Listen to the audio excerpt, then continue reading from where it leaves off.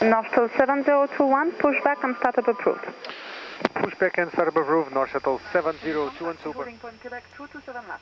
You know how voice is super hard to hear over the radio? But pilots have to communicate precise identifiers to air traffic controllers. For instance, the call sign for their aircraft will let them know when the tower is talking to them. It is a sequence of alphanumeric characters. The problem is that it's all well too easy to confuse one spoken letter with another. You definitely don't want to scratch your head during a split-second decision. Did they say G or J? The solution they have is one you probably already use when spelling things out on the phone doesn't work. They replace each letter with a word that starts with that letter. NATO actually standardized a precise set of words for each letter. It's called the NATO's phonetic alphabet, and it is optimized so that all countries can easily speak it unambiguously with any accent.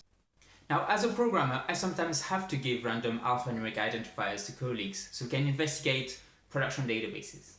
I end up being really awkward, babbling improvised words for every letter. X like xylophone, then K like give me a second car, then C like confusion. Is it car with C or car with a K? Okay, so I'm sold on using a standard word list and pronunciation, but how do I learn it? I can print the page out and go letter by letter. It is an awful experience. By the time I get to Zulu, I will have forgot alpha. That phenomenon is called the part set queuing effect. When we use a subset of the list, that subset is considered more important and causes the brain to consider the rest less important. So it deletes it. Worse yet, my brain is always making predictive connections that don't happen in real life. For some reason, it will remember that J is Juliet only after it has guessed India for I. But in a real life situation, J will come after a random letter and my brain gets stuck. It doesn't remember what the word is anymore.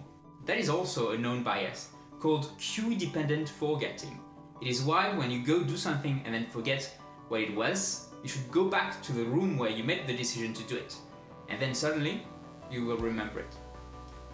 I like to take a page on ideal learning from machine learning. Those are machines who are really holding their hands all the way, like they're made of glass or something. One trick that is used is to heavily randomize the training dataset samples that we feed them. If we don't, and they learn from consecutive samples that are a bit too similar, they tend to develop a certain bias about how important that sample is, or how heavily they should weigh the response. And just like humans, that bias can be quite hard to get rid of. So what do we need? I want to create my own ideal learning experience. I started with a blank page. When created something like this, I like to first write the end result, assuming all the high-level functions and systems already exist, and then implement those later. I think we want to have a sequence of levels, each with a new NATO word being learned. So we will need buttons to get to the next and previous level. We will also have a random sequence of letters that we have to spell out in the NATO phonetic alphabet. We need a button to show the real spelling, to check that we spelled it out all right. And we can make multiple attempts. And when you feel confident that we have learned the new letter, we will move on to the next level. Now let's hook up those buttons to functions. And all that's left to do is implement them one by one. First, the level generation one. We need some global state to track which level we are at. Changing levels only needs to change the global state, and then we render the page for the current level. I know this is not very Reacty. The render function is not literally called render. We can always make it more hipster later. I will implement the level renderer just like usual. I will write using functions that I wish existed, and then I'll implement those functions. So it needs to generate a sequence to guess, and then render each widget based on that state. Alright, so most of the rendered widgets are easy. The spelling validator, on the other hand, is a bit subtle.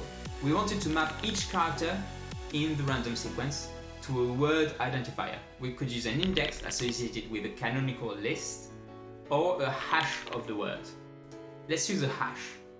We can get the pronunciation from the data structure and concatenate all those words together. Then we create the data structure. Let's use a clean, authoritative source, a list of objects with all the properties that we want, and a new fast hash map index for quick O1 access given the letter. We can always add indexes later on top of real canonical data. So did we implement all the functions that we defined? Of course not. We didn't do the random sequence generator. First thinking, just take each letter randomly from the current subset of the alphabet that we have been taught so far. But if the test has the same letter twice, that is a bit dumb. We're not going to forget the spelling of that letter between the first and the second time. It is better to have a permutation of the subset of letters so there are no duplicates. But also, the letter we are learning on this level should definitely be part of it. So we need to insert that letter randomly in there somewhere. The default pseudo-random number generator is not cryptographically safe, but let's be honest, I really don't think my subconscious will be able to do, the SAT solving that is needed to guess future values. So we're fine with math.random. At this point, we're actually a few seconds away from a working prototype. We only need to implement the last empty function to verify the pronunciation of the test sequence. And we might as well throw in the initial render of the page when it loads. Sure, it's functional now, but it's very rough. There are no instructions on how to start, nor any information on the letter we learn at each level. So let's add a tutorial section. It is easy to add to our renderer. We simply use the state level to show the right message and keep the others hidden in an invisible box, like a magician. We are really close now, but I want to throw in a really neat addition. The textual pronunciation helps, but the audio would help so much more. We can rely on the web text-to-speech API. Sadly, the output is plain unsatisfactory. Tango Mike 0 Zulu 63. Let's download the Wikipedia audio file submitted by a contributor. We can cut it up in Audacity into a bunch of MP3 files, one for each letter.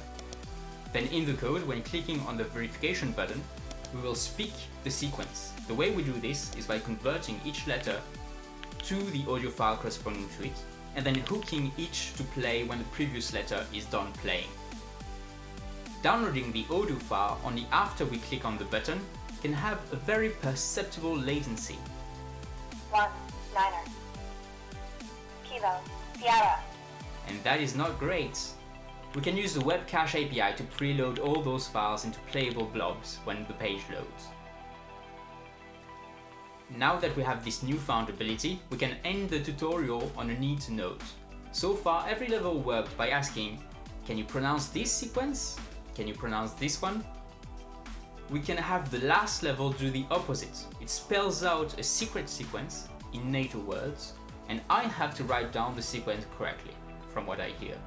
We need an input field to enter the sequence, and a button to listen to it. The validation button will now instead validate the input field. At this point, I am finally happy with the functionality. We can now focus on painting the page beautifully. Let's give it a bit of an old school look with monospace fonts and a submarine ambience with the general coloring. Next up, my favorite touch. We can make a compact, noisy texture for the background by crafting a special SVG with a turbulence filter.